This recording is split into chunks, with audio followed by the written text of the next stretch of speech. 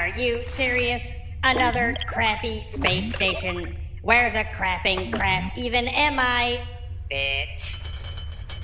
Oi, Gav. Cheerio. Hello, and welcome to Skywatch. Here we go. Another beverage robot. Which one are you? Let's see. Maybe Kettlebot? Got it. Ha ha, that's rather amusing, good sir. But my name is Proper English T-Bot. 'Twas given to me by the Queen herself. Could I fancy you for a cuppa, my good bloke? No, I don't want any tea. Why the hell would I want tea? And I thought Sodabot was the worst one. Look, I just want to get back to my ship. I've been teleporting all over the dang crap place. Teleporter giving you a spot of trouble, is it? Perhaps there's chains inside that aren't wet enough. You know, man, it's actually getting kinda hot in here. I think your kettle's about to boil. That's not a kettle, mate. This whole station is headed into the sun. In it. Ah, bloody hell. I'm outta here.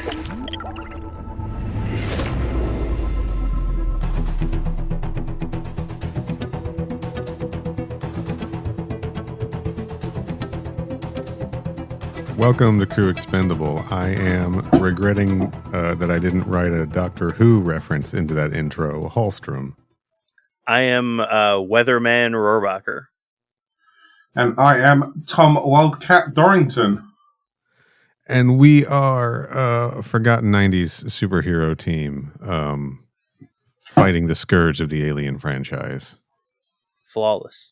Sure. Nice work. Yeah. Forgotten for some, but recently discovered for others, maybe. Oh, man. We got a new fan here?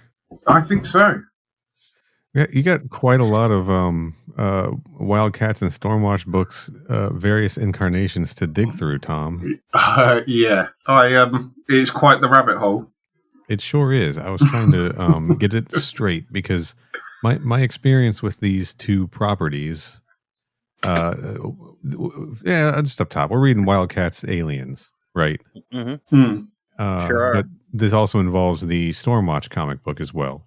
Mm-hmm. My experience with Wildcats and Stormwatch are mainly the early issues. Wait, hang on a minute. Did you say Wildcats? I thought we were reading Top Cat versus Alien. Ah, shit. That's all right, hard. everyone. Let's start it all over again. We gotta. Oh man! All right, just take a 25-minute break while. Kenny, which one did you read? I read whichever the correct one is. Yeah, let's go with that. Okay. All right, 25-minute break while Tom reads Wildcats Alien. There is an S on the end, yes. Right, yeah. And we're back. Okay.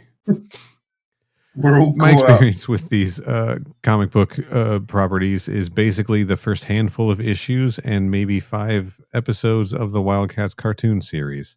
Mm-hmm, mm-hmm. There's a cartoon series. Oh, there sure is. Oh my god. Okay. There's also a Super Nintendo game, which I cannot believe I haven't played.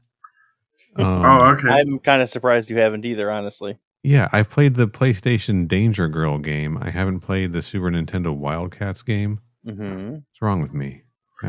Call yourself a fan. I gotta get my life in order. Anyway. Yeah, the complete extent of my Wildcats knowledge is that I read this comic. Yeah. And I was aware of who Grifter was as a character because when the New 52 happened in 2011, Grifter got his own solo comic. He sure did, yeah. Grifter was just kind of around a lot. And that's the extent of everything I know about Wildcats. Okay.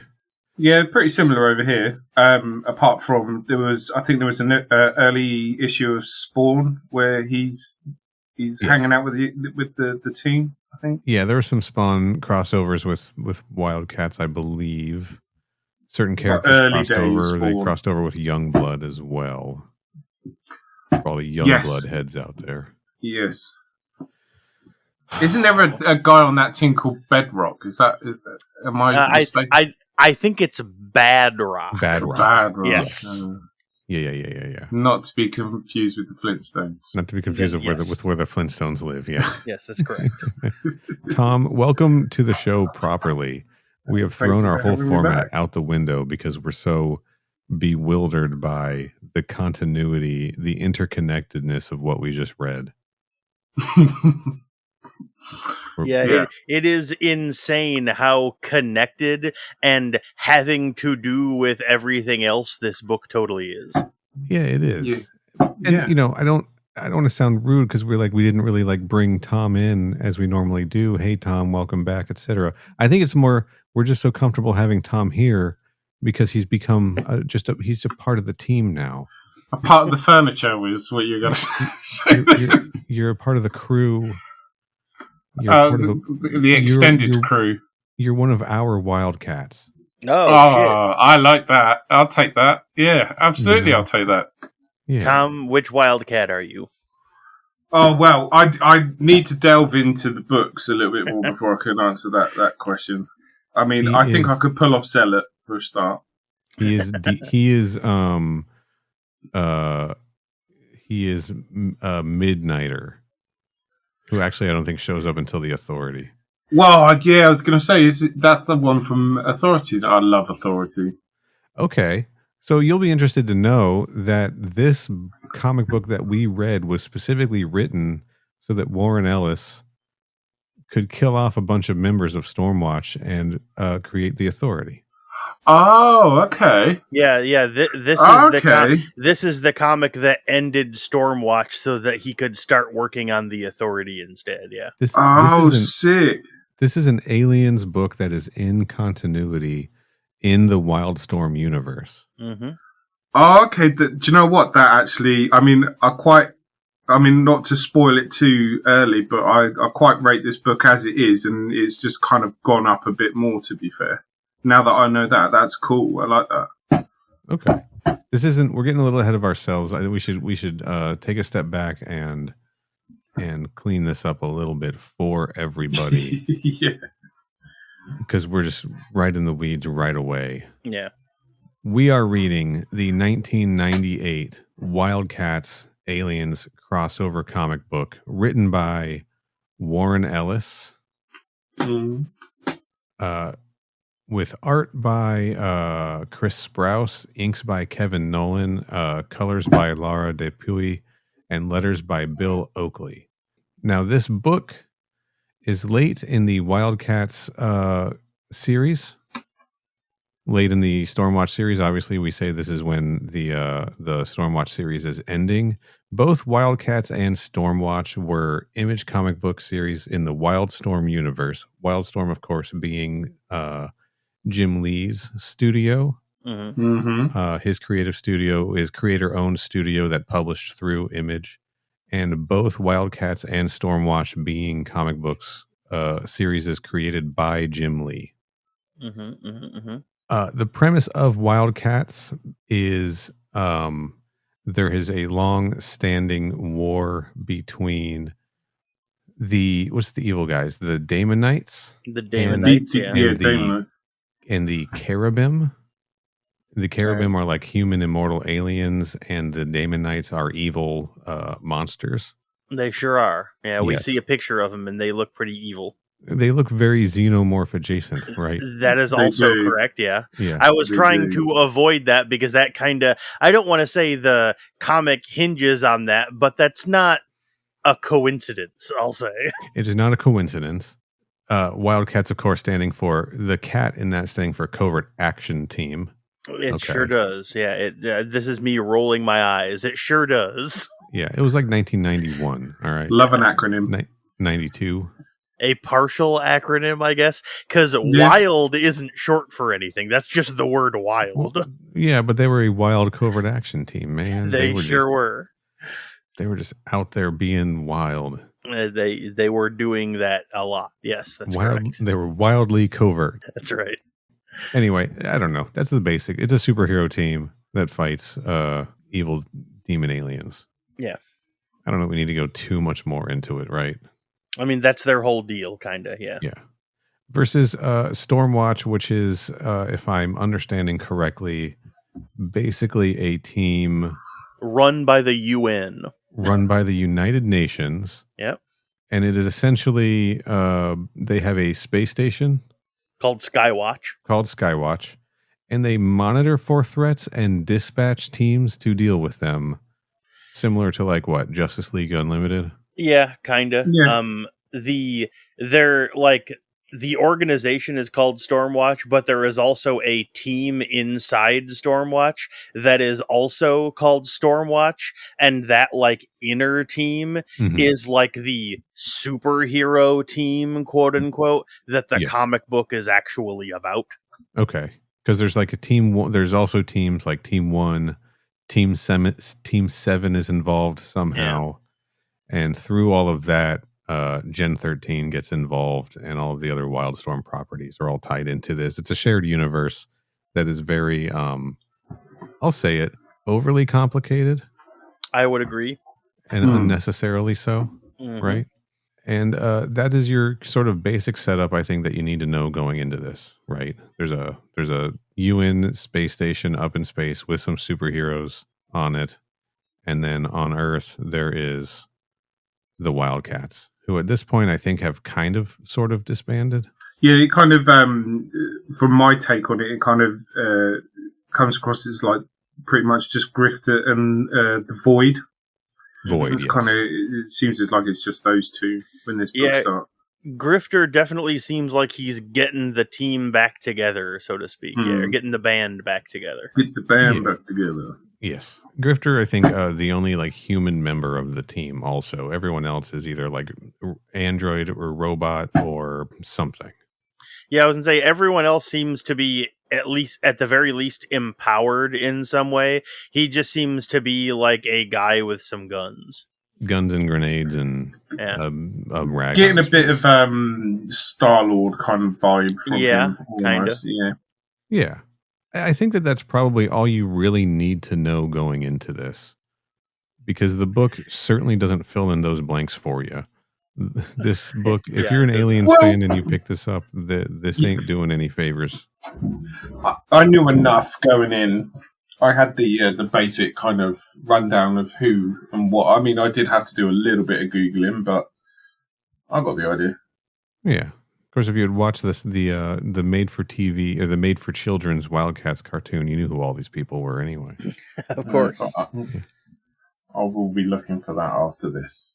Or play the Super Nintendo game. That cartoon was streaming like on all the like free with ads, like Tubi or whatever. Like okay, like for a long time. I don't know if it still is. I didn't search for it prior to this. I did not have the time. Did it have a strong theme tune? Because I know I like a cartoon by the theme tune. I don't remember. My go-to standard. So clearly, it's not like notably good if you can't even remember. Well, I didn't watch it as a kid. I don't think. It doesn't stick out of my head the way like Pirates of Darkwater might have. You know. Okay, but like, here's my point.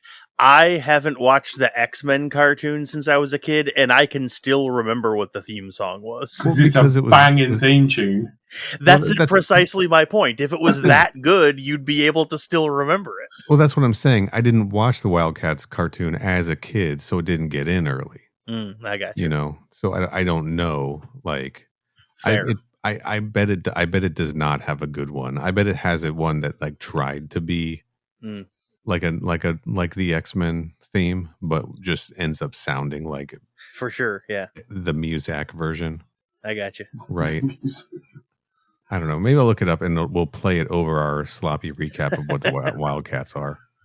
So, should we get into this thing? It's not very long. There's not a whole lot to it. Yeah, it's not very long. There's not a whole lot to it. Very little actually happens. But it's so interesting. This is like kind of like the Judge Dredd one, where like this isn't in continuity with Aliens comics, but this is in continuity with the Wildstorm universe, right? Sure is. Which at this point had been, it had been going on for so long, and the Wildstorm universe had been passed around to so many different writers. Like Alan Moore had been writing Stormwatch for a while, up to this point. obviously the book got handed to Warren Ellis, and apparently the book was not selling. Like Stormwatch was not selling, but everyone at Image liked writing it or liked reading it, and they liked Warren Ellis and wanted to keep him employed. Mhm. That's why they made the decision to just knock off the Stormwatch book and create the Authority, which was then like a critical hit, right? Gotcha. I But then enjoyed it. also got passed to like Mark Millar, and we all know my feelings on him. And Yeah, you love him, I'm pretty sure. Big fan. and then eventually Grant Morrison, and Yeah. there's a lot of really interesting, a lot of Vampirella writers on these books, honestly. Yeah. I mean, to be fair, like the creative team is actually quite stacked because, like I said, I had to do a bit of googling, and then when I saw, like as you mentioned, Alan Moore, Jim Lee, obviously, all of that, I'm just like, wow, there's actually quite some big names attached to this. Yeah, man. Brian Hitch. Brian Hitch, yeah. I mean, he didn't draw this issue, unfortunately, but Well, you say unfortunately, I love the artwork in this book. okay. We'll get into that. I generally do. It's very it's got that 90s aesthetic. There's parts of it I like, and then there's parts of it I really don't like. It definitely Okay. does have that 90s comic book aesthetic. I am purposely phrasing that in such a way where it is not implying whether I think that is good or bad. I'm simply stating a fact. I've got a bit of a soft spot for the 90s because obviously that's when I got into comic books. So I associate that kind of look and style Sure, with yeah. how I got into comic books, basically. So, yeah, for me, I always love reading an old 90s book just to look at more than anything. I'm a big fan of it too. I really like the 90s. I mean, I like all eras, but there are just certain decisions in this that I am not a fan of. I think we'll talk about it as we go through. Yeah. Is there anything else we should discuss about this thing before we start digging through it? No, I'm ready to go.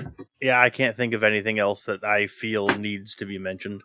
Okay. The last thing I want to mention is I am reading this in my DC Comics Dark Horse Comics Aliens trade that features the Batman Aliens crossovers, the Batman Superman Alien Predator crossovers, and then right there at the end, it's got WildC.A.T.s Aliens. Does it only have WildC.A.T.s Aliens in it? Yeah, it does not have the two Stormwatch issues that Yeah. this takes place in between or after. I forget. In between. In between, yeah. Neither of those apparently have xenomorphs in them. They do not. That is correct. Yeah, so it's just the WildC.A.T.s Aliens issue. Yeah, those 3 issues were collected in a small trade called Final Orbit, and that's the one that I have a physical copy of. I own a copy of Final Orbit. Okay, did you read the entire thing or just the WildC.A.T.s Aliens part? Just the WildC.A.T.s Aliens part. Okay. And Tom, what about you? Did you read just the WildC.A.T.s? Just the WildC.A.T.s. Aliens? Yeah, just the WildC.A.T.s. I have gone on to purchase volume 1 of WildC.A.T.s since then. So. Okay, nice. Yeah. But yeah, no, Really just this. You're really you're all in now. Yeah, so it was. Yeah, it just. I was looking for something because I'm kind of bored of reading the same characters over and over again. So when something new kind of comes along that I kind of resonate with, then yeah, I'm one of those. I fixate on something and I just go all in on something. Okay. So yeah, All right. Well, pretend you didn't tell me that, and I'm going to ask you again at the end. We're going to go around the horn about this. I didn't say anything. Okay. All right. Let's jump right into this bad boy, which immediately starts with a space pod crashing on New York City. Right in downtown Manhattan, yeah. And to compliment the art right away, I really loved the draftsmanship on the city. Mm-hmm. Yeah, it looked good. That this looked really, really good, and I was excited. I was like, "Oh man, we're in for some solid art on this." Yeah, moment. instantly recognizable. Yeah. Yep. And then I saw the firefighters, and I was like, "Oh, never mind." All right. I was like, "Okay, never mind. These people are going to be all over the map," and they kind of were for the rest of the book. The people were sort of all over the map for me. They, generally, I will say that you're right. You're right. It does look pretty good here. But sometimes it doesn't look great. Anyway, all right. It's the line work. The line work I really like. It's neat. Yes, it's very clean. Mm-hmm. Yeah, it is for sure. All right, so this pod crashes into Manhattan. We find out very quickly that it fell or was launched out of a space station in space called Skywatch. yes, And then right nearby are two characters, Void and Grifter. And they watch as some guards pull someone out of the pod that we later find out is a woman named Flint, who is a member of Stormwatch that was on Skywatch when she accidentally got launched in a pod. Now, let me take a minute here to talk about Grifter, named Cole Cash. He sure is named that. Yes, that's correct. Yes. That is definitely his name, Cole Cash. You heard it here first. Yes. Basically, a black bag specialist working under IO. IO is like the intelligence organization behind like the Gen 13 experiments, the Gen 12 experiments. Basically, like a dark money agency behind everything in the Wildstorm universe. There's always one of them hanging around. Got it. And then he becomes a part of this team, right? All right. And then where's my note here on Void? Okay, Void is the evolution of a woman named Adriana. Mm-hmm. And a member of the WildC.A.T.s. That's what I was able to pull up on Void. Okay, fair enough. She Major can teleport. Adriana Tereshova. Yeah, she can teleport. A Russian that was cosmonaut. one question I had, is what exactly her power set was, because as Kenny just said, like, I picked up that she could teleport, but is that it, or is there anything else that she can do? It certainly seems like that's it, because that's all they ever do with her in this comic. So yes, so she's a person who was again, she was essentially possessed by the Void entity. Think maybe the Phoenix, but if the Phoenix's only powers were time manipulation and teleportation. Okay, sure. And that's a simplified version of it, and I don't think it gets much more complicated than that. All right. Okay. Yeah. I'll buy it. Cool. And they pretty much use her to teleport around, because they're a covert action team. Without her, are they getting anywhere? That's true. She's the team's Batmobile. That's correct. Yes. Yeah. All right.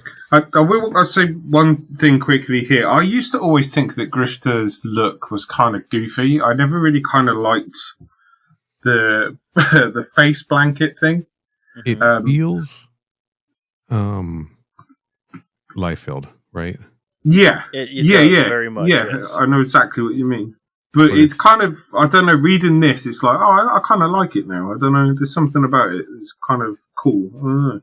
He's a cool character. I do like his character when you actually like read stories. But I don't think he's a very cool character from a distance. Yeah, I get that. Yeah. How I mentioned earlier that he was like the one character from this comic that I had already heard of before I like read this comic.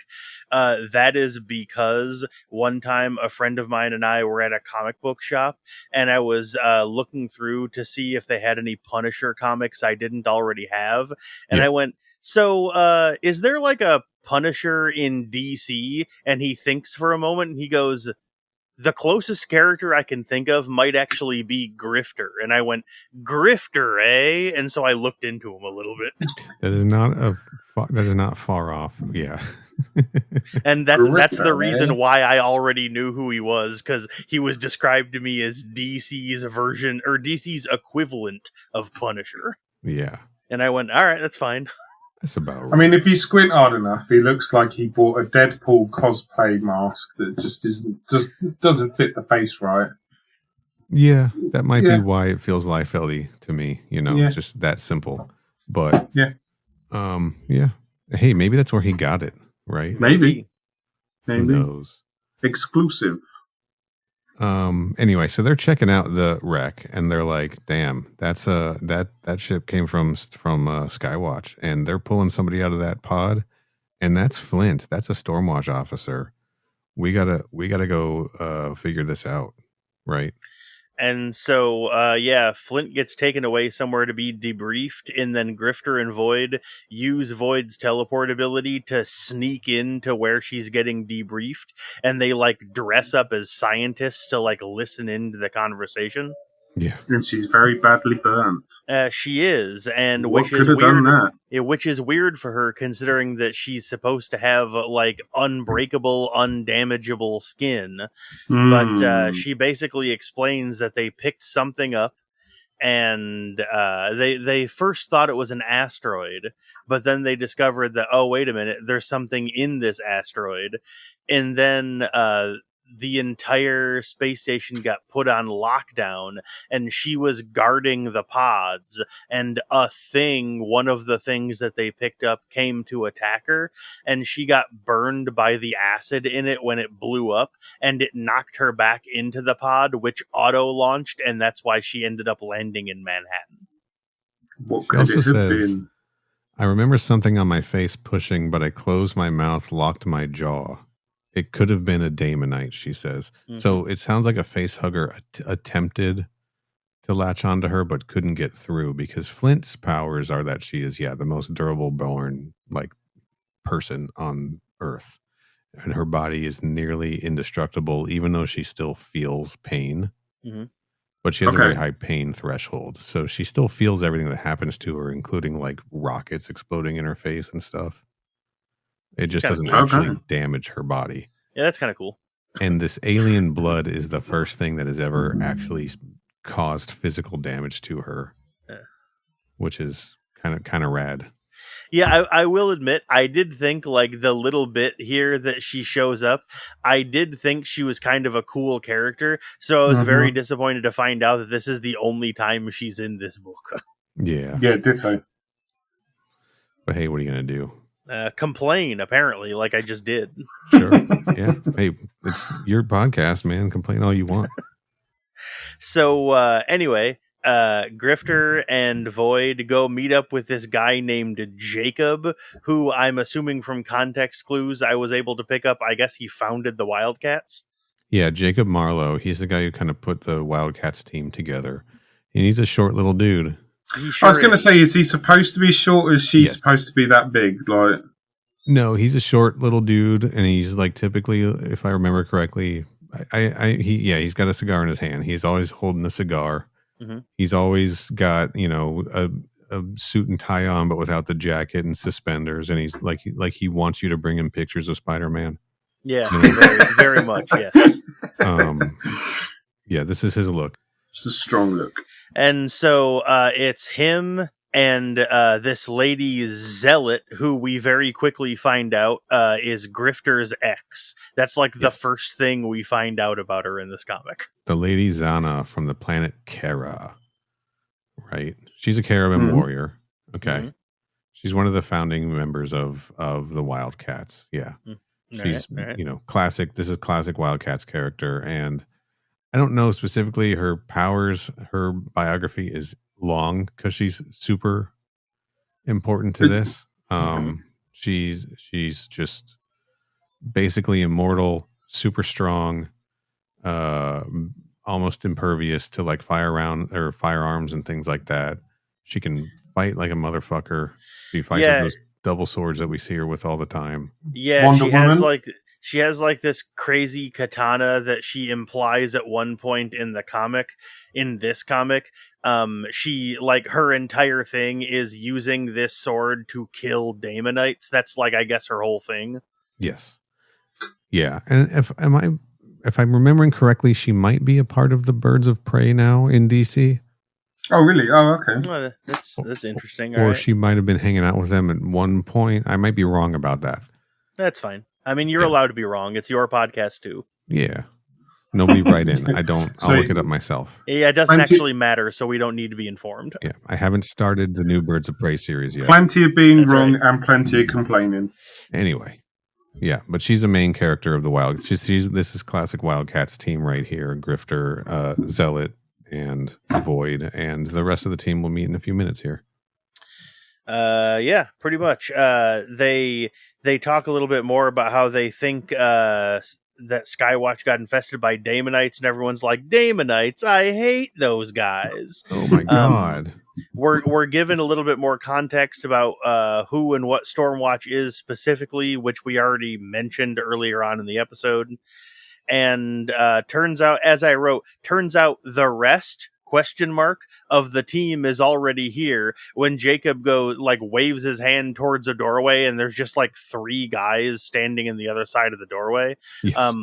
I looked it up, and apparently it's not actually the rest of the team. There is one more team member of the Wildcats, somebody named Voodoo, who apparently is not here and is not in this book at all.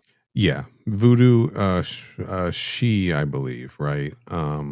I think it was just part maybe the first arc or 2. I don't really remember. Sure. But, yeah. Anyway, not part of this team in this book in any case. So I did not look up information on Voodoo. I was only thanks to the dialogue here in a couple of pages, I know the big guy is named Maul. Yes. I don't think I ever actually picked up what the names of the other 2 guys were. All right, I got you. Let's talk about Maul first. Maul is a very interesting character. He's half human and half cherubim, I think. He wears a big green bodysuit that has an M on his forehead, and it's really funny. And he's a gigantic purple dude. He's a titanthrope from Kara. Okay. He can turn himself into a massive superpowered being, increases mass and size. But a side effect of that is the larger he becomes, the more of his intelligence he loses. So he's a genius scientist. His name is Jeremy something as his day to day. And he's got like a genius intelligence, but the bigger he makes himself and the stronger he makes himself, the dumber he becomes. That's kind of cool. Yeah, it's a fun spin. I mean, it's very, Hulk like, right? But but there's a spectrum there where he kind of like controls, he controls the transformation, right? For sure. So, and then the tool in blue and red, right? Who looks like just your generic superhero? Yeah. Pouches. What? Do you disagree? The pouches. Oh, the pouches. Okay. The typical 90s thing, isn't it? This is not the guy with the tall pony, right? The other guy?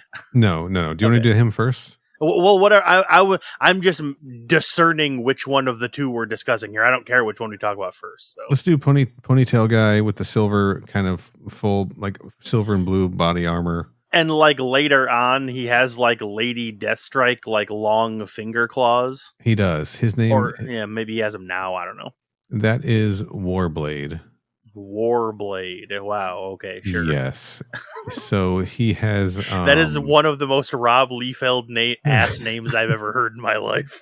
He's given that vibe. So yeah, he has limited shape shifting. Essentially, I think that is defined to shifting his fingers into those long claws that we saw. All right. And then your standard enhanced stamina, strength, reflexes, speed, etc. And then when he was brought into the new 52, I think he started getting telekinetic abilities and things. It is hard to sort through his powers because he's a character that carried over and has had many powers. So I'm sticking with just he can make Warblades out of his fingers. Sure. I'll live with that. He's a Wolverine knockoff. Okay, that's fair. Right. All right, so generic superhero guy. Yeah, and generic superhero guy with the pouches. Yeah. Is Spartan. Spartan, Jesus Christ. Okay. Generic superhero name. Yeah, sure is. Okay. This is an android. Oh, okay. Android with superhuman strength, durability, and stamina.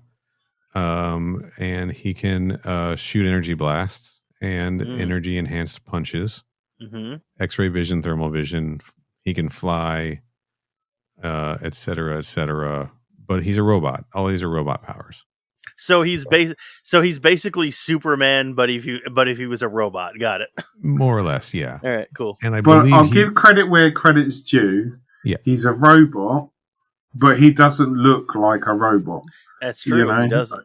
that's right. I kind of like that. You know, when you're just like, you know, well, you get it in the Alien series all the time. Like, oh, he's a robot. Like Sorry, artificial person. At one point, I think it was him. He has a line coming up that's something to the effect of, "I was built to be the team leader for the Wildcats." I straight up did not know they meant that literally. I thought he was just speaking metaphorically, like, "Oh, this is what I was made for. This is my," that's what I thought he meant. I didn't know he meant it literally, like I was built to do this. So check out the ego on this guy. Yeah, literally built. Now, Yeah. the asterisk there is, I do believe he is built based off of, or he might be a little Alien Earth reference here. He might be kind of a hybrid, guys. Ooh. He might be a based on, I think he's based on a person in this universe named John Colt, who was a hero who had died many years later, or earlier, pardon me. Like a 60s hero. I got you.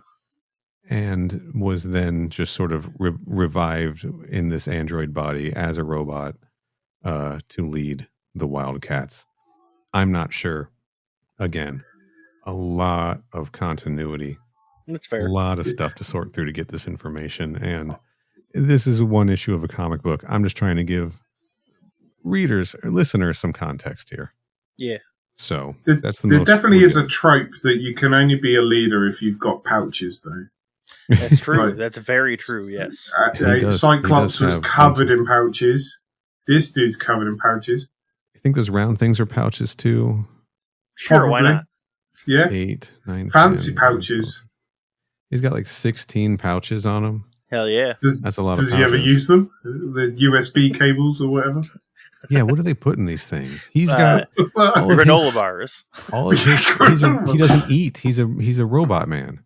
Well, he holds them for other people. Good point. A good leader. He's got snacks for the team. That's right. Yeah. See, smart. Yeah. Good leader. Yeah. He feeds. Maybe some Gatorade mix. Right. Mm-hmm. That's right. Orange slices. He's a feeder for the big game. Yeah, maybe.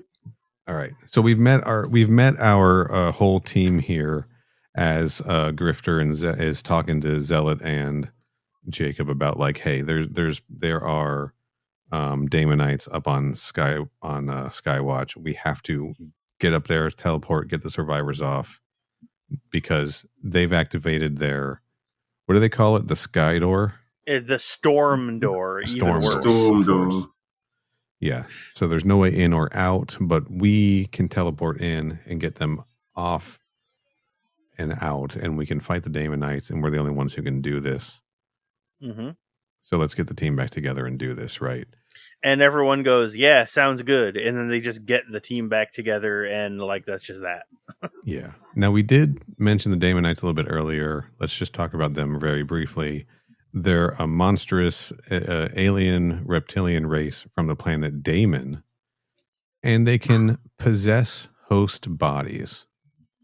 Okay. Like the Brood? Daemonites are discovered in a Daemonite vessel, fought a Cherubim vessel near Earth thousands of years ago, and that's why there's so many Daemonite and Cherubim survivors on Earth. That's why this war is taking place so close to Earth. But specifically this part about them being able to possess host bodies and them being this reptilian alien race is what is making it sound like this might be Daemonites on Stormwatch when they heard Flint's story, right? Yeah, like that is the justification the comic uses for them to like think that it's Daemonites, because turns out Daemonites and Xenomorphs are like kind of similar to each other. And they are clearly a knockoff of Xenomorphs, right? I'm sure it's complete coincidence. I'm not concerned about that. Like, I'm sure Jim Lee didn't even know what a Xenomorph was when he made the Daemonites. He's just whipped up something cool, and then later on, he's like, "Wow, these guys are similar by pure chance." I'm on the Wildcats wiki, the Image Comics fandom page, And it talks about Daemonites, and it links to the Xenopedia, and it says the Daemonites resemble the creatures who fought with Ellen Ripley in the cult sci-fi movie Aliens. Oh shit! So like they are straight up in the wiki saying, yeah, so given their xenomorphs, given their power set, then so it's kind of like a xenomorph crossed with a brood. I'm getting brood there with the possession of like before I knew anything about what the Daemonites were, I looked at them and I was like, oh, they're brood that just look like xenomorphs. Got it. Yeah, that's cool. There's a lot about early image stuff that is basically just popular Marvel stuff recolored. Color me shocked. I am so surprised to hear that. No way, really? There's a fascinating documentary, The Image Revolution, about, the founding of Image Comics, right? Creator interviews and everything. Yeah. A lot of Rob Liefeld in that, if you want to. Yeah, I'm not surprised. The Image Revolution thing was a big thing. It was kind of cool. It was really cool. It was. In this documentary, you hear them talk, and they're literally like, we knew what people liked from our other work, so we just kind of did it again, right? Mm-hmm. And like I read somewhere else that like Gen 13 was literally just like, Generation X. Jim Lee was like, I'm just going to do Generation X again, but like with my own characters, Like, yeah, it's really cool though. To be fair. Yeah, I'm not criticizing it, but it is just like, yeah. So like, I like that the Daemonites are just the xenomorphs mixed with the Marvel Comics ripoff of the xenomorphs. Yeah, it's a knockoff. Sure, it's a knockoff of a knockoff of a knockoff of a knockoff. So, anyway, all right. Now let's dig. Now we got all the setups out of the way. All right, because guess what? I'm not really going to talk about the Stormwatch people. Okay, that's cool. Fine. That's fine. Yeah, let's get into this. We see like a couple of them, one or two of them are still alive. We see a handful of them as corpses, but I don't think knowing who the Stormwatch people are is actually relevant to understanding this book, because I didn't know who they were and I was able to understand it just fine. So exactly, and this ditto. This is WildC.A.T.s aliens. Yeah. Right. So anyway, jump into this bad boy because we teleport immediately to Skywatch. Yeah, Void just straight up bang teleports them there. I should have said bamf, not bang. Oh well. Bam. She teleports them onto Skywatch, and even though this place is described as having hundreds of people and constantly being busy, they arrive and the entire place is empty. Yeah, and the lights are off, right? Mm-hmm. Maul manages to tap into one of the consoles and bring up some information about what happened, and it's basically just telling us again, not really so much what we got from Flint earlier, but when we were talking about what Flint told us, it kind of, we kind of elaborated from there about how this thing showed up and they landed on it and so on. Mm-hmm. And we find out basically how the xenomorphs got onto the station. We see it. We see this, quote, meteorite that is all xenomorph coated, right? Mm-hmm. Right. Yeah. Yeah, it looks like the big rock that the big chap was stuck in at the beginning of Romulus. It does. It does, but like way bigger. And I think that this is very cool. Mm-hmm. Oh, yeah. Ditto. Yeah. Yeah, the asteroid is big enough that they're able to land multiple spaceships on it. Like space shuttles, right? Yeah. Mm-hmm. Yeah. I mean, we hear about some members of Stormwatch that are going out to check it out because they're made of gas so they can survive in the void of space or whatever. Yeah, somehow they have multiple people on this team that are just like gaseous body guys, like Johan from Hellboy. Nice. Like somehow they have more than one person on the team that's like that, and it's like, that's weird, but all right. It's a lot of gas. We meet the leader of Stormwatch, Jackson King. The Weatherman, right, is his code name right now. Yeah, he used to be some other guy, and he's since been promoted to head of Stormwatch. He's referred to as the Weatherman. Not my favorite code name. But he's the one, like, on this recording that they're watching. This is his like log of all of the events that have happened. Yeah, and it all culminates in seeing somebody with a face hugger on their face, right? Sure that doesn't- does. And then, Maul is like, "What the hell?" Right? Maul quotes Bob. He What the hell? literally He does. says, What the hell? Yeah. "Yep." So now they're like, we got to find everybody on this ship, right? And so they figure out that everyone. Is it Void figures out like the asteroid came into the cargo bay, or the alien or whatever came in through the cargo bay. Everything escaped from there.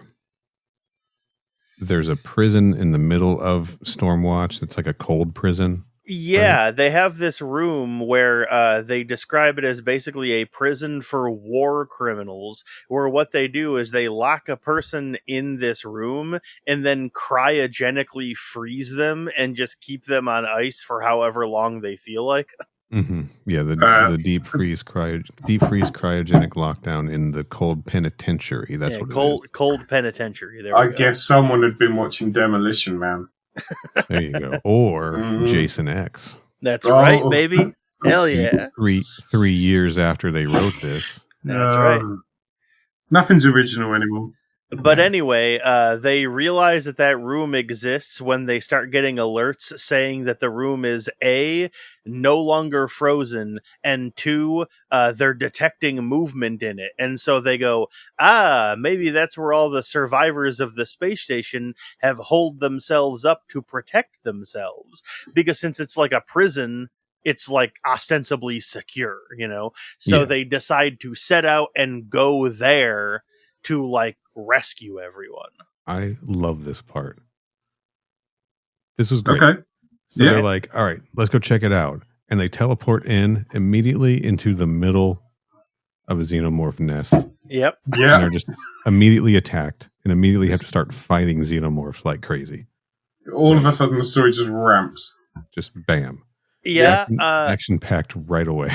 One thing that I thought was interesting that kind of made me laugh is Void gets injured by one of them when she gets small-mouthed in the stomach, which I thought wasn't. I've never seen that before. I've only ever seen them go to like the head and the neck and maybe the chest. I've never seen someone get it in the stomach, which I thought was a weird choice. Yeah, man. Right in the belly button as well. Yeah. Like that, he's used that as a bullseye. Like, And then Maul freaks out and picks up the xenomorph and rips it in half and then ends up burning his hands and arms with the acid in it and goes, "Yee ouch."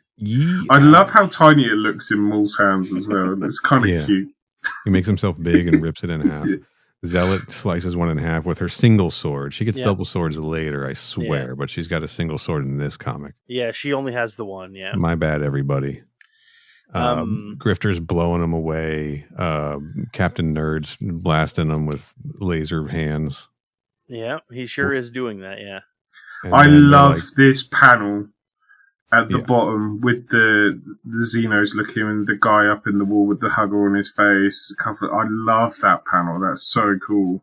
yes, yeah. And then we see just a shot of like a whole bunch of ovomorphs and bodies and face-hugged heads and everything. It's a really great panel. It's like the cool, way- man. All of this is drawn really, really well and very clear. Mm-hmm. And The action's easy to go ahead. follow. And Void is, even though she's injured, is able to teleport them out of the hive, but just outside the door. yeah, Right. she doesn't take them away. She just gets them out of this room, and they're like, okay, well, they get on the radio with, what was his name, Joseph? Jacob. Oh, little Jacob. dude.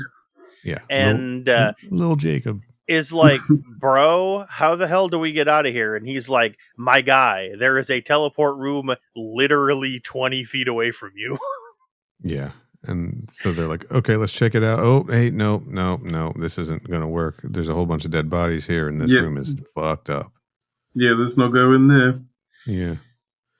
And so then they find out that the other teleport room, because luckily the station has two, is on literally the opposite side of the space station. Yes. That's cool. So they start hauling ass, and they walk through a room that is smelly and like filled with like gas and just smells like things are rotting. Yeah. And they realize that this is this is Hellstrike and Fuji. These are the two gas guys. The two gas guys. Do you know what? I've only just now noticed the other deflated, I guess, suit on the floor there. Yeah, they say, I see it. There, one of them, like you see a costume and a suit of armor, and like one of them is the costume of one of the characters, and the other is the suit of armor of the other character. So like the two gas guys just like got killed, and their bodies, which are gas, I guess, just like curdled and went bad. It's crazy. Was it when he mentions it's like these guys died and we're just stood here breathing them in? That's pretty sick. Yeah, pretty much. Yeah, man. Again, a Warren Ellis joint, right? Yeah. And so they keep fleeing, and they come across another Stormwatch member who is this redhead named Fahrenheit who can like shoot fire out of her. They come across her corpse propped up in the hallway with her like guts ripped open.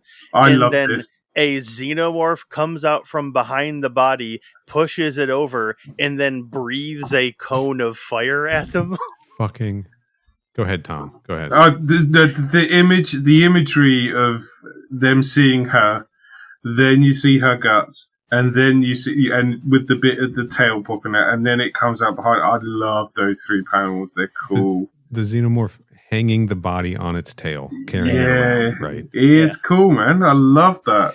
I was so mad that this is the only time the fire-breathing xenomorph shows up. I was like, he should have been like chasing them around. It's cool. Then we put it together, right? They put it together too, but like I had put it together. I was like, fucking, what did I complain about in Aliens versus Avengers? Yeah. Them not getting the DNA reflex. Them not getting superhero powers. What did this book give me? It gave you what you wanted. Gave me a fucking fire-breathing xenomorph that burst out of a superhero with fire-breathing powers. Yeah, it gave us at least one xenomorph that got superpowers. Yes, what a correct. rad idea. Yeah. I mean, it's not quite a polished rock thing, Xeno. It's not a thing no morph. But I'll draw it for you. I'll draw it for you. Thank you. This I was like, okay, I'm in. This rules. Yeah. Going back a couple of pages though, I just want to question the dude that can change his appendages and stuff. If that's the right way to. Oh yeah, that's him. Scene. Yeah. He's able to grow his fingers out, and then he just slices and dices. He rips a xenomorph up, and he doesn't seem to be affected by its acid at all. This is my question: Go ahead. Sorry. No, well, this is it. Like the Flint is impenetrable skin and whatnot. She gets burnt. Maul's got the burnt hands. This guy seems to kind of come away from that all right. Yeah, I'm looking for a more specific explanation, but again, I think it is kind of like a Wolverine, not high tensile biomolecular physiology. Okay, sure. His blades are not metal. They are infinitely sharp. I don't know, but then I would, as the team leader, I'd be like, right, you go up front because you're exactly. You're invincible. You lead. Yeah. But I think you lead. But it might just be restricted to his fingers, at least at this point. Okay. Cool. Or his arms, maybe. But I was going to say, you see him make a blade with the hand earlier. And he turns his hand into a big sword at one point. Yeah. Mm-hmm. Right. So he's a cyborg, like I'm not okay. No more Alien Earth references. Okay. So one thing I noticed, like my immediate thought when they went into the hive and started blowing people away is like, I got with all these crossover issues, especially the Judge Dredd one, I've gotten so hyper fixated on the effects of acid going everywhere. Right. That I was it's another rabbit hole, isn't it? Yeah. But then I was like, oh wait, they're in a hive. So they're coated in hive, resin, then the acid isn't going to penetrate that, so we're fine. Yep. But now they're outside of that slicing, and he sliced the xenomorph in half, and they're on a space station. Yeah. Is that going to now melt through? That's kind of an important detail that got overlooked. Theoretically, yes, but I think it's one of those things where they decided not to have that come into play when they were working on this book. So, right. Yeah, it's one of those things that they just ignore it when they don't want to have to deal with it. But yeah, that tends to happen a lot in alien media. If they don't want to deal with it, they just pretend it doesn't happen. It does. And I don't want to just say the books have been focusing on it, because again, I mentioned I recently rewatched Romulus, and that was a huge part of Romulus. They were on a space station, and they were really worried about the acid dropping everywhere, right? Yeah. So, again, it's, I don't know. It's just on my mind, but whatever. They're not worried about it. So anyway, they escape from the Fahrenheit xenomorph, and when they do, they discover that the xenomorphs are fucking with the reactor because the power starts going out. So they have the genius idea of splitting up, and I believe it is Zealot and Grifter get sent down to the reactor, and everyone else continues on towards the second teleport room. Because otherwise, how are we going to get all that bickering between Zealot and Grifter about how they used to date? And also, I love splitting up the team of 6 people into groups of 4 and 2. I do love that the dialogue from Grifter at the bottom there, where it's like, "Don't be afraid to send back up once you're done." As in, don't leave me with my ex. Please don't leave me with my ex. Yeah, at least it was one more person, right? Yeah. They could have sent Maul with them. It's fine. Make it a friend group situation. Well, this is the problem with Maul. He's kind of sidelined in this whole book with the burnt hands. He gets burnt on the hands, and then they just spend the rest of the issue carrying him around, which is a bit frustrating. Really, to be fair, they should have brought Void with them, because considering that the group is heading towards the teleporter room, Void should have gone with the 2 of them to teleport them back after they finish clearing out the reactor. Right, but Void is injured. She sure is. She's trying to. She will heal fast, but she's not healed enough to be able to teleport them long distance. Actually, that does make sense with the teams, because you got Grifter and Zealot. They're fine. And then you've got another team of 2 injured and 2 fine. So, it kind of balances out. Yeah, that's fair. I guess they're like, Grifter and Zealot are going to the more dangerous place potentially. So they'll go alone without an injured person. And then the 4 of us with the 2 injured, 2 of us injured are going to stick together. And that's fair, I suppose. Potentially. I guess that does. It bugged me too, but now that we've all talked it out. Yeah. I agree. Yeah, it did bug me, but now, like you said, now that you're pointing out that 2 of them are injured and can't really do much, I was like, yeah, well, okay, fair enough. Yeah. So we get some pretty gruesome. We get a nice shot of the hive. More people cocooned up. Mm-hmm. Yeah. And then we get some just rotted out people on the ground, like a person whose jaw is ripped off. Yep. It's a cool image. A lot of gore in this book. Bodies, but it's everywhere. that watered down gore. Do you know what I mean? It's it's gore, but it's not gory. It's like you think that makes any sense? Yeah, it's more than the Superman Aliens book, but I understand what you're saying. It is maybe all in the line work or just the detailing a little bit. Mm-hmm. Mm-hmm. Although you can see the individual teeth on this person whose jaw has been ripped out, so that's pretty fairly detailed. It is it's cool. The expression in the eyes as well. It's got the dead look now. I like it. Yeah. So our Gang of 4.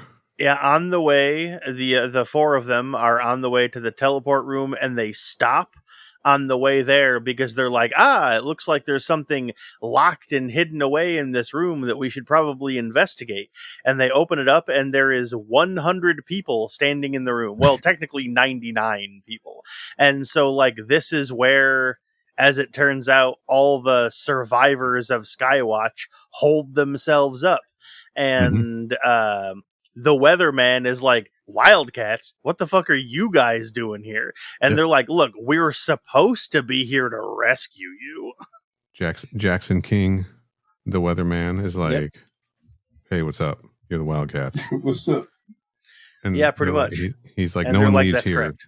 Nobody leaves here because we could all be infected with parasitic xenomorph beings." And then Spartan is like, actually, I'm able to. Sorry, nerd voice. Actually, I'm able to check and see if anyone has a parasite in them. actually, Spartan looks like this superhero that would be like the fake superhero that like Bobby's World, like Yes.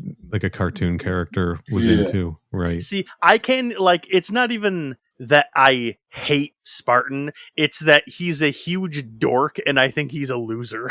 He's so unbelievably generic and Yeah, just- it's not. It's not that I hate him. It's that he sucks. There's a difference. Do you know what there are? I think again, he reminds me of 90s Cyclops. Cyclops had that kind of vibe. He's the goody two shoes, like always does what he's told. Blah blah blah. yeah. Carries his pouches around with him with his Yeah, granola he sure bars. does. Like, oh. Yeah. Don't forget your suspenders with your pouches on them. Yeah. He's got it's like or like it's the old like MLJ like Mighty Crusaders characters that were like maybe cool back in the day but haven't been updated. So if he is based on like a 60s in universe 60s hero brought back to life, he's nailing the look. Yeah. Maybe that's intentional, but Yeah. looks lame.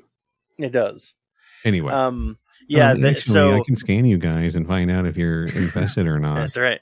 And Jackson's like, fine, scan all of us, and if we're all unparasiticalized, I struggle with that word as well. Then we'll start teleporting back. And apparently, they are all not parasitized because the next time we see them, they're leading a big group of them down the hallway. So I guess they've decided to team up and no one has a parasite in them. That's fun. I'm glad they solved that story problem off screen. Thank you. With this guy called Winter, who is suffering from the worst paper cut going. Yes. Yeah. We meet Christine Trillane, the second in command, and we meet the Stormwatch field leader, Winter, an older man who says, "Forgive me for not shaking hands. Something ate most of mine." It's a good line. Which is a really good line. And my designation was going to be, "Hey, hi, welcome to Crew Expendable. I'm Neil, and forgive me for not shaking hands, but something ate most of mine." Another cool shot of Grifter and Zealot. Yep, we cut back to them, and they're adventuring around a little, and they walk into the reactor, and turns out the reason the reactor is on the fritz is because there is a big fucking queen set up in the reactor room, shooting out eggs, and they're like, shit. What do you think? What do you guys think of how the xenomorphs and the queen look in this? Because I'm noticing like a lack of detail on her egg. Yeah. So, I mean, it works for me because I don't know, there's enough there that it has the characteristics, but there are some liberties taken in its design. They've got I don't know how to explain it, but there's enough there to be, it's a xenomorph, but there are liberties taken 100%. Yeah, this is definitely not the best looking xenomorph we've ever seen in a comic book that we've covered on the show, for sure. No, but it's definitely not the worst. No. Yeah, that's for sure. There's detail missing, right? Yeah. Mm-hmm. Which is a stylistic choice, I think. It's not, laziness. Yeah. It's just the way that this person renders things. Mm-hmm. And the actual Xenos themselves, we're dealing with the smooth heads here. Yep. They're pretty hit or miss for me. In the action scenes, it looks good because it's the action's very dynamic. But so when they're jumping at Grifter and Zealot on the one page and they're getting their head sliced off and they're getting shot at, they look fine. But then opposite this queen, where they're just sort of a bunch of them standing in a panel, opposite the page with the queen, they don't look great. Yeah, I think that the queen. I think the issue with the queen in this panel is it's missing all the webbing. So if you think back to Aliens, it's got all that the cocoon webbing stuff. It had all of that behind it and whatnot. Yeah, more of a nest. Whereas this looks like the queen has just recently moved in because there's no nesting or whatever. Which maybe she had. I mean, yeah, presumably she has just recently moved in. Mm. So she hasn't decorated yet. So who are we to right criticize? Decorators coming on Tuesday. That's right. Yeah. That's it. Anyway, I like that they're just like, bam, queen. Okay, we cut back to the other gang, and they're starting to lead people out. And okay, but that panel there, to go to your argument, that panel there of the Xenos isn't that great. They look a bit weird. Yeah, they turns out they get attacked by Xenos, and the Weatherman, I guess, like, I don't know what he does to them, but he somehow, like, kills all of the Xenomorphs, like psychically or something. Yeah, so Jackson King is telekinetic. Okay, yeah, right. Okay. So yeah, he basically just psychically rips these all these Xenomorphs apart, like after they manage to attack and maybe kill one or two people. I think Sentinel gets messed up in the fight. Side blasts. And Jackson just kind of like rips them telekinetically to shreds. And then there's like, all right, lightning. Well, that was cool. I read it as lightning, and I thought, that's why he's called the Weatherman. Maybe he's got weather powers. Well, he's called the Weatherman because he's the leader of Stormwatch. Get it. And I assumed it was some kind of psychic powers because of the stupid like head cage thing he's wearing, and so I just figured that he wore that, and it gave him psychic powers or something. Yeah, and he has. So I'm looking at an old picture of him from an earlier issue. He apparently has like kind of like a Cable, I guess. Not Cable. He has psionic weapons. Okay, Bishop. Yeah, kind of like Bishop. He has like he's not redirecting kinetic energy. It's coming from him. I guess he's channeling his own. Okay. Psi blasts through weapons into energy blast or something. All right. Which looks just so cheesy. Of course it does. I'm gonna copy this. I'm gonna put this in the Discord because the guns themselves look just shit. Oh yeah. Look at this thing. I don't know about that. Is that the same character? This is the same character. Yeah. Same guy. Yeah, I wouldn't have known that if you'd have told me. That's all. Yeah, that definitely straight up just looks like Cable. Yeah. All right, man. Anyway. Okay. So you're right. I think you said Sentinel, but I think you meant Spartan. Spartan gets tailed in all of this. Yes, I did mean Spartan. That's correct. And now he is on the fritz for the rest of the issue. Yeah. Did he always have white blood, or is it because it's an aliens comic he's got white blood? Oh shit! I didn't. I didn't. Yeah, I didn't notice either. Shit. I just thought it was kind of like Blue Sparks coming out. So I've never seen him lead before. Ooh, got him. Void, since she's still injured, she's able to teleport people out, but she can only do a handful of people at a time. So she starts doing that. And by out, we mean like groups of 6 at a time back to Earth. Yeah, back to Earth. Skywatch. Yes. And Weatherman himself teleports, I guess, into the reactor and grabs Zealot and Grifter and brings them back with everyone else, just as Grifter throws a belt of grenades at the alien, or at the queen, calling her a fat bitch while he does it. I didn't want another birthday anyway. Brilliant line. So fucking funny. I love that. Yeah, like I think Zealot and Grifter thought that they were gonna die. Yeah. She's just like, you got grenades, right? He's like, yeah, I got grenades. And they're like, okay. Let's just fucking. I like that they waste no time and they're just like, all right, big queen. She's obviously laying the eggs. Let's blow her up. Yeah. Okay. Yep. And they immediately, he just pulls out the belt of grenades and whips it, and then immediately after that, Jackson shows up and grabs him, and Grifter's like, "Hey, what the hell?" Yeah, they just happen to get rescued. Meanwhile, there's another plan between Christine and Winter. Yeah, is the plan that they're gonna like guide the thing into the sun specifically, and then I don't remember what their plan is now, but whatever it was that they're doing, Winter points out that one of them will have to stay behind to do it, and so he sends her away, and his plan eventually becomes piloting it into the sun, but I don't think that's what they were doing right then at this point. I think they were trying to do a different thing. Spoiler Yeah, I alert, think guys. they came to do something, and then they got sidetracked doing something else. Self-destruct. Yeah. There's something about a nuclear cascade has been disabled. Yeah. So they were like, shit. And that's when Winter's like, Christine, just get out of here. I'll take care of it. That old trope of someone's got to stay behind to steer the ship. Yeah, and he's like, I'm useless. I can't fight. My arms all fucked up. I can't help anybody.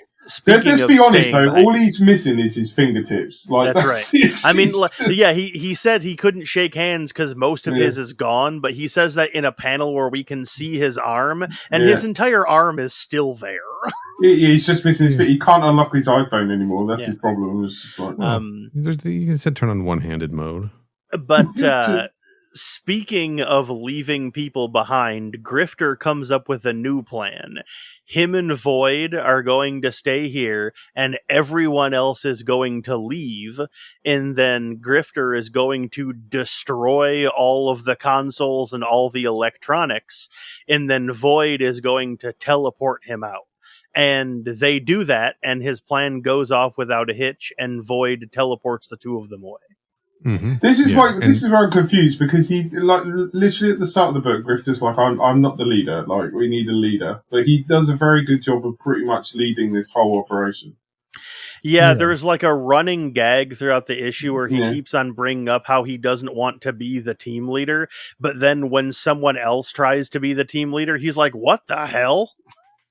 Didn't that I think that might have been a dynamic where he might have been like, his journey might have been, hey, I'm not part of a team, I don't play by your rules, to then sort of rising to sort of team player to sort of leader kind of thing over the course of the run of the book, I guess. But yeah, Grifter and Void get out of there, and then we cut back to Winter, who's still like on the bridge or whatever, and he sets the command to pilot the entire Skywatch station directly into the sun. And then, to my surprise, there's a little chyron that says "The End," and I was like, "Wait, what?" Yeah. I was extremely caught off guard by that being the end of the comic. It's quite abrupt, isn't it? Some small details in here, right? Winter doesn't tell anybody that this is his plan except Christine. So when they're getting teleported back, she's like, no, and then they get teleported away, and Grifter's like, I wonder what she said no for. I'll ask her later before I ask her out for a drink. Yeah, we never find out why she said that. Presumably, I'm guessing it's because she's like, no, Winter's still on board. But that never gets elaborated on or followed up on in this book. I'm sure it's because Winter got left behind. And then when Grifter and Void are there, they think that they are the only two left. They say it multiple times. He says, there's only us left. Can you get us back? And she says, yes, if it's only us, yes. Yeah. And then they do their whole plan, and then they teleport away. Yeah, and then after that is when we find out that Winter is still on the ship, because last time when we saw Winter and Christine on the bridge together, it's not like Winter, we know Winter sent her away because we see Christine getting teleported out later, but when we see the two of them on the bridge, there isn't a scene where he's like, now get out of here. Right. And to be fair, his arm does look a bit more mangled there. Yeah. It is a little bit more fucked up. It's fucked up at the elbow. And he is I guess sealed into this bridge, and he can do full burn on the engines now that the reactor's been fixed or whatever they did. Yeah, whatever they did, I don't know.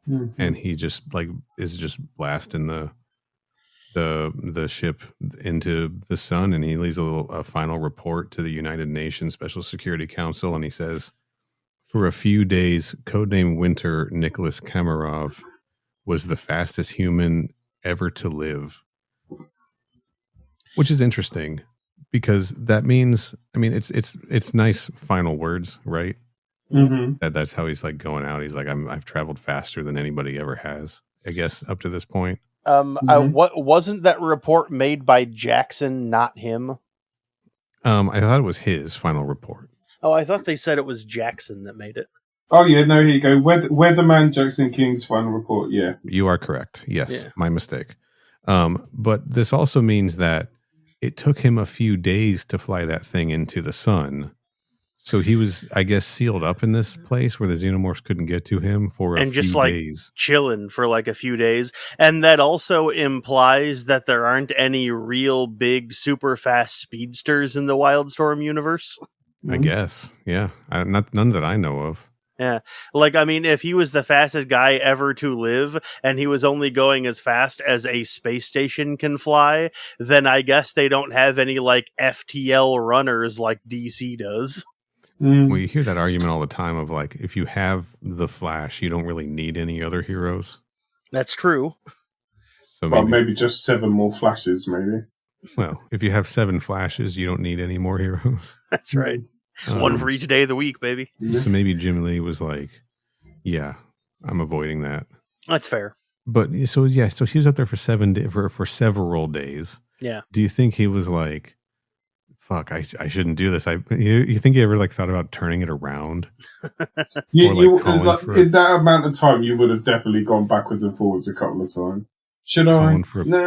Calling for a pickup. Guys, hey, can you teleport me out of here? Hey, can you send Void for me? But also, this is the other thing, that Christine girl knew he was on there, and she just let it happen a couple of days later. Over the course of the book, which takes place presumably over the course of just like a few hours, Void was able to be healed enough to start teleporting groups of people out. And so like a few days is how long it takes. She easily would have been healed enough to be able to teleport in, grab him, and then teleport back out. Yeah. But he was manually piloting this thing. So I guess they were like, well, this was his choice. And if he doesn't manually pilot it, it ain't happening, right? I guess. And this is the only way to get rid of these things? I don't know. I don't think we can question it too much because who cares? Yeah, who cares? And I know I'm the one who started questioning it in the first place. And it's my fault. It's fine. But who cares? Who cares? It's a fair point, though. It's a fair point. Do you reckon it's just like Christine got back down to earth, and it's like when you leave your house and you're like, what? I swear I'm missing something. What did I? Yeah. I'll turn the oven off. Yeah, the oven's definitely off. Yeah. Oh. There was something. Oh, yeah. Oh, it's going to drive me crazy. Damn. Maybe. Anyway, yeah, that's the end. And the reason that's the end is because it was concluded.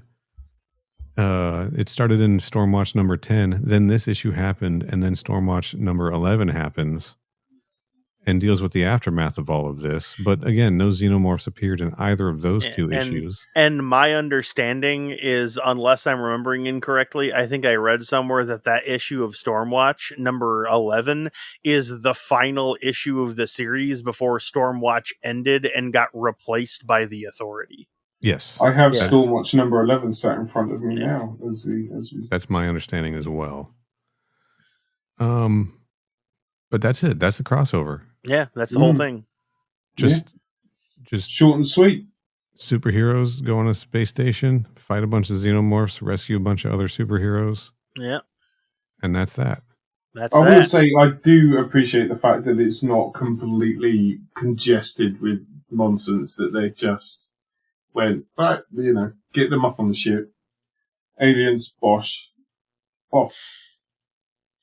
Yeah, a big part of me was going to be like, there's not really a whole lot going on here, and it's very brisk. But then I had to keep reminding myself that, that's because this is just a one-shot. We normally cover mini-series. There's only one issue here. So, of course, they're just going to fucking get in and get out, Mm-hmm.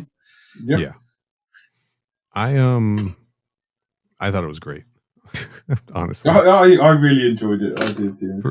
For what it was fantastic. and that doesn't mean that it's like shot to the top of my list of favorite Aliens comics or favorite Aliens crossovers even, but I think that Warren Ellis is a very talented writer. Yeah. And I think that he just was writing something very specific. And I think that using aliens as a method to cross a bunch of names off of your failing superhero books roster in order to relaunch it as something else is a pretty clever idea. I like that. Mm-hmm. Yeah. I like that this mattered, right? Like, a lot of times these crossovers are just, that's it. They're just like these Elseworlds, things. Yeah. Contain stories. Kenny, For like sure. kind of your feeling on what if issues, like why are we Yeah. reading this? It doesn't matter to anything. Yeah. But this actually, even if we're not like huge Wildcats or Stormwatch fans, we're not big Wildstorm universe dudes. Oh shit, that just hit me. Wildcats, Stormwatch, and they're under fucking Wildstorm. That's wild. There Shit. you go. I never It even is realized wild. that. I never even noticed that until right now. Wildcats, Stormwatch, Wildstorm. Huh, okay. I'm Yeah, assuming the well. word wild was big in the 90s. The full name was Wildstorm Gen Team 7 Studios. Cats. Cats. Yes. Yeah. That's right.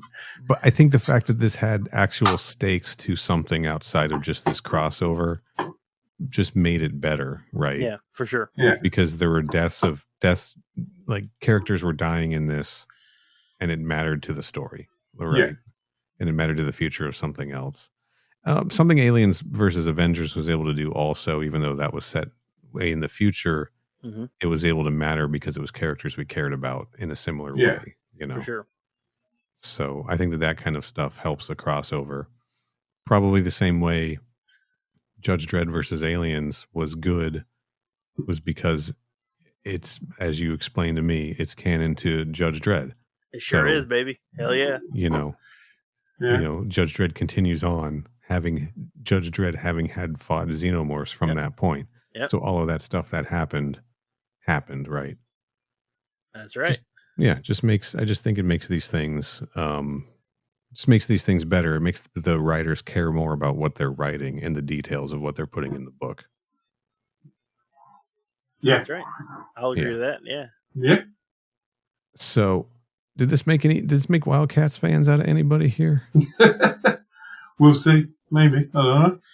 Yeah, I've got the first trade should be coming. Hopefully tomorrow, actually. Nice. I did a little look through, and there's something about Jim Lee, 90s Jim Lee as well, that is very hard to resist. So that was also a big pull, but I kind of enjoyed the characters that I saw. Like, I actually genuinely think I might turn into a bit of a Grifter fan. Yeah. There was just enough there to kind of pique my interest. And like I say, I was looking for a new book to pick up. And then you suggested this, and I read it. I was like, I quite fancy just having a little bit more time with these characters and whatnot. So I thought, why not? If I don't like it, I picked up a good trade, and I've got something for the shelf. If I did like it, then I've got Yeah. I've got that Wildcats volume 1 sitting around somewhere. I've got a handful of. I'm surprised you don't have a Wildcats number 1, because I'm first of all, Tom, you probably do. I bet if you started looking through your comic boxes, you do have Wildcats number 1. Getting the long boxes out, I probably do, yeah. Or number 0. You probably got Stormwatch number 0, number 1. I'm pretty sure everybody has a copy of those books, whether they realize it or not. Yeah, I think I found out I had X-Men number 1. Remember with the big fold-out cover with Magneto, the one Jim Lee. Yeah, I was like, oh yeah, of course I've got one of them. Yeah, man. We just I went into I don't know, several years ago I went into like some used media store records and DVDs and stuff, and they just had boxes of comics for like $1 or whatever, and it was mostly full of Wildcats and Stormwatch. Oh really? Yeah, to be fair, when you go to Comic Cons and stuff and you go through the Wildcat section is quite long. There's normally 2 or 3 long boxes of Wildcats.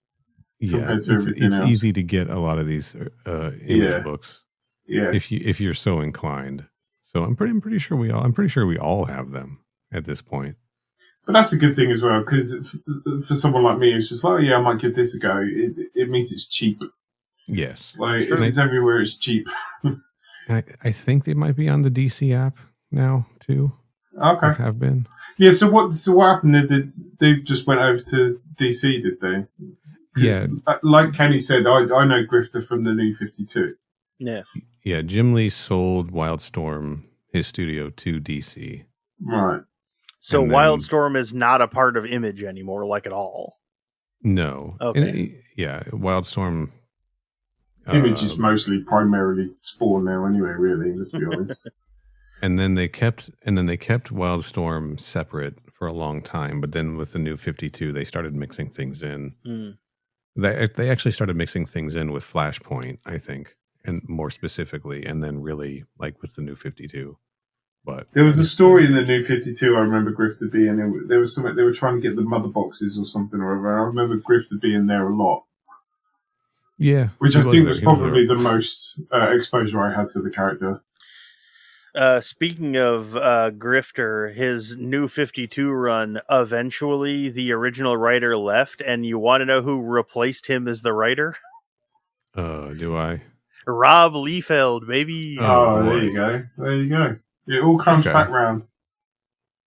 God, love that classic 2012 era Rob Liefeld work. Anyway, say it again. I know he's a kind of a shithead on social media, but he's kind of a charmer, that Rob Liefeld. I'm not going to lie. He certainly is not shy about sharing his opinions of stuff. He's not at all. He definitely isn't, but he's also. We'll talk about it off the. Anyway, speaking of sharing opinions, I didn't really like this book that much. Oh wow, okay. I think that's absolutely, totally valid, Kenny, and I'd like to hear why. Crazy about this. I thought it was kind of boring. I didn't really unlike Tom, I didn't think any of these characters were particularly interesting. Like, this is the first WildC.A.T.s book I ever read, and I was reading it and I was going, I already kind of like Grifter because I'm already familiar with him, but all these other characters, other than maybe Maul, I don't know that I give a shit about any of these guys. None of these characters are interesting to me. And I got the same vibe from this, from trying to read just a random, if I'm reading a random issue of Justice League or whatever, and then suddenly Checkmate shows up, and I'm this is an entire whole other world. I don't mean DC, I mean specifically when Checkmate arrives. I'm this is a whole other continuity, an entire world of just characters and story arcs that I know nothing about at all. And so we got WildC.A.T.s here, and then suddenly Stormwatch gets brought into it, and I'm now we're talking about two comics that I don't know anything about and don't care about. There really aren't very many xenomorphs in this book, and the action scenes that we get only total maybe a page and a half of the book overall. So xenomorphs aren't really in it. They barely fight the xenomorphs. None of the main characters of the book get killed. Everyone that does gets killed off screen. I was reading it going, this is just a superhero comic. It's supposed to be an Aliens crossover, but there's barely any aliens in it. It's just the superheroes wandering around quipping to each other. This kind of sucks. So that was my next question, was how do you think that this works as a crossover? And you're thinking this kind of sucks as a crossover because this is basically... It's basically just a WildC.A.T.s comic. And this could have been any alien. They could have just been fighting the Daemonites. It wouldn't have mattered at all. It doesn't matter to the plot of the book at all. Nothing would have been different. It could have just been the Daemonites. It would have taken 3 panels of changing the dialogue and then just draw the xenomorphs as if they were Daemonites. It didn't this didn't need to be xenomorphs. I think it's a fair point. It is a fair point. It's a very fair point. It is a fair point. I mean, I suppose though, I suppose then, if I say that, though, you have to ask the question, has it ever needed to be xenomorphs in any Aliens crossover they've ever done? And I suppose not, but they No. didn't feel necessary to this story like they do in some of the other ones, you know? Right. Yeah, you're right. It never needs to be, but they're like, if we're going to make the decision for this to be, Like how all do the we all of the make that other important? crossovers really lean heavily onto the fact that these are very specifically xenomorphs, and the xenomorph appearance in the crossover is heavily reliant on how xenomorphs specifically as a species operates. Like, think about what happens in Judge Dredd. Yes. Like those events, like that comic, would have to be massively overhauled if it was something other than xenomorphs. Completely. Yes. Whereas this book, it doesn't really need to be changed very much to just make it something else entirely. You could just trace over the Xenos with the Demonites, 100%. Yeah. Yeah, you're absolutely right. Now, I was enjoying the fact that they were like this book was not fucking around. It was xenomorphs, but they were like, okay, here's the Queen showdown. You got those grenades? Yeah, let's get her the fuck out of here. Right. Because, but that's probably a result of us having read. This is our, Superman, Judge Dredd's, Vampirella. This is our 4th crossover in a row. Yeah. Right. Kind of our 5th, because it wasn't that long ago that we did Aliens versus Avengers. Yeah. Right. Yeah. So we've done a string of these different universe Aliens crossovers now in a row, and we're on our 4th or 5th one, depending on how you're counting. And I'm like, okay, this one is not following the exact same tropes as the other ones, and I am appreciating that in this moment. Yeah, but to be fair, that's good, because I don't want all of my crossovers to be identical. The problem is that this specific crossover just happens to not be that good.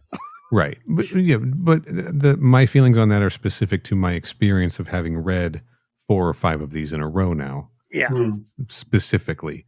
And I'm getting a kick out of this one for doing something different. That's now, fair. To your point, in that Newsarama article, I may have already mentioned this on the episode, Warren Ellis was like, I think this is a bad idea.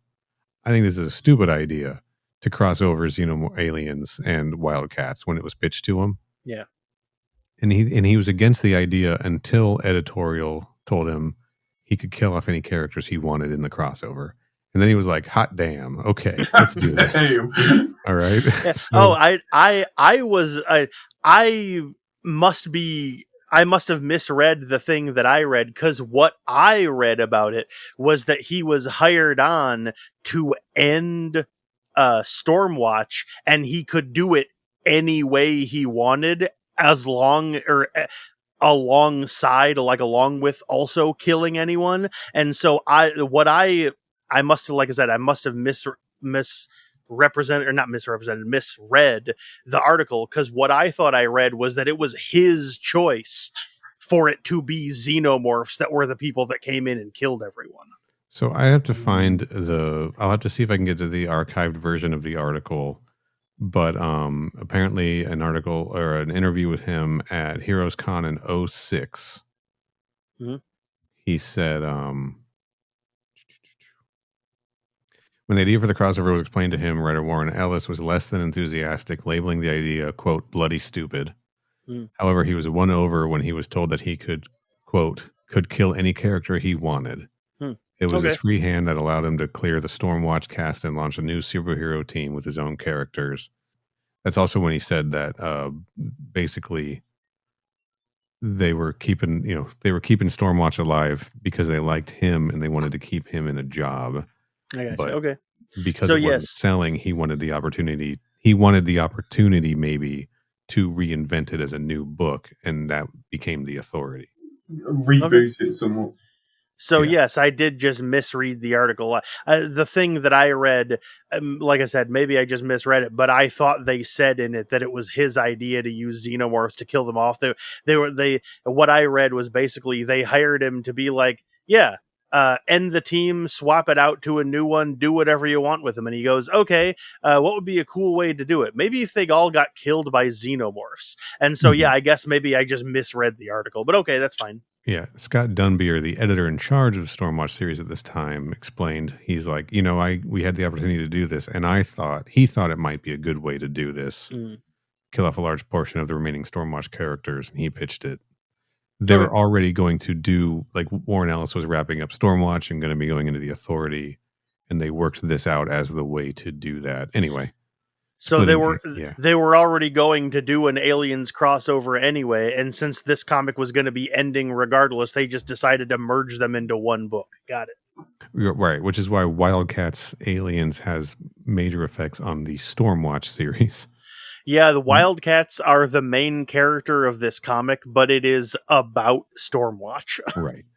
But maybe the fact that Warren Ellis, who wrote this, thought it was a bad idea is why the Xenomorphs don't have that much of an impact on the story, and why you could swap them out with the Daemonites or for sure whatever else, right? Or whatever, yeah. But I still had fun reading this. I don't know. I to your point further, it is so hard if you don't care about a superhero team to just jump into this deep into the superhero teams. It sure is. This is going to be a hard sell for anyone. If you're already not a superhero comics fan, to then read the Aliens crossover with this superhero team. Yeah. Yeah. This is a hard sell, right? Yeah. Yeah. I like these oddities and curiosities, though, and I am interested in checking things like this out, even if I'm not invested. And then that is how I often find, similar to you, Tom, how I find new things to check out and become invested in. Even if I don't stick with it, I'm just kind of like, well, hey, I gave it a shot, and I read a little bit of Stormwatch here and there, right? That's fair. I read a little bit of it becomes like a thing. I've read a little Vampirella, I've read a little WildC.A.T.s, Yeah. Yeah. You don't like it, you move on. And so these are good gateways for me, Mm-hmm. That's fair. Yeah, absolutely. Yeah. For instance, next week, next week, we'll be doing the Witchblade Aliens Darkness Predator Overkill series, right? Mm-hmm. And I think that's 2 issues. That is 2 issues. Yeah. They are oversized, but we can still do it in one. Mm-hmm. The reason I really became a Witchblade fan was because I was a huge Tomb Raider fan, and the first Tomb Raider comic we got over here was a Tomb Raider Witchblade one-shot. It sure was. So I remember reading something about that in Wizard magazine. Yeah, man. Yeah. So I am one to get pulled into one series because it crosses over with something else that I'm into. Hell yeah. Anyway, but Kenny, all your points are completely, absolutely true, and I have no arguments against any of them. Yeah. Whatsoever. Yeah, they're valid points, very valid points. Counterpoint, though, you're still allowed to like it. It's fine. Yeah. No, of course. The fact that I really kind of doesn't ultimately mean much. That book is almost 30 years old, and it's a one shot of a book that was literally on its way out, and this was written to facilitate that. So it's fine. It's not going to. It was never intended to be like a major publishing coup or whatever. It was just a book, and they made it. It's fine. Yeah, they had their shot, and they took it. That's right. Yep. Yeah. So I'm guessing you're not going to now be like, I got to read some of this Stormwatch shit, man. I was going to say, do you want my trade when I'm done with it, Kenny? I'll lend no, it to thanks. you. I'm good. I do not have, at this time, do not currently have any interest in reading WildC.A.T.s or Stormwatch. Did you read The Authority? No. You asked me The about Authority. it. I have not read The Authority. I might jump into that because I was like, damn, there was a Grant Morrison run on this. Yeah, I might need to. I picked up The Authority on a whim. I was in a bookstore and I just liked the cover. I thought the cover was really cool. It was Brian Hitch, wasn't it? If I'm right, Probably. So. Yeah, and I just picked it up on a whim, and then I loved it. Cool. Hell yeah. Yeah. I'd give it a read, 100%. Okay, that's probably what I'll do. Probably no alien crossovers with that, huh? No. Probably not. What if they're like, here we go again? Yeah, but you do.